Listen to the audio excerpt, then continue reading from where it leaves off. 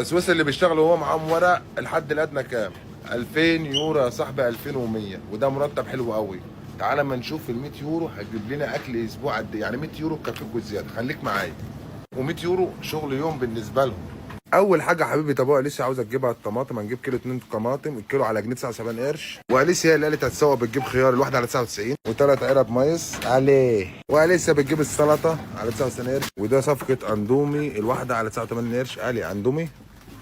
وطبعا مش هننسى المكرونه عشان بقى ما تخيطناش، على 59 قرش الكيس. واهم شيء ورث التراب، هنجيب ال10 على جنيه 49 قرش. صح يا لسه؟ ادوا يدي. و5 لتر زيت عباد الشمس عامل 7 جنيه، وده عيب وراك السمك. يعني علبه سمك زي دي بجنيه 89 قرش. ونجيب لنا واحده من دي.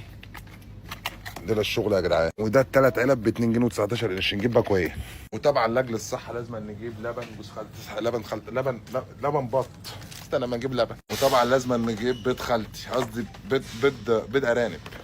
ومعلمه لسه جابت 2 نايت يا نايت. وده فرن العيش، لازم نجيب شويه عيش. وطبعا ده عب اللحوم، ما بنجيبش اللحوم من هنا، بنجيبها من عند الجزار. ولسه واقفه عند عب بتوع مدينتي. عاوزه ايه؟ جمبري. احنا هنجيب 2 سلمون، ولحد الان صرفنا 40 يورو.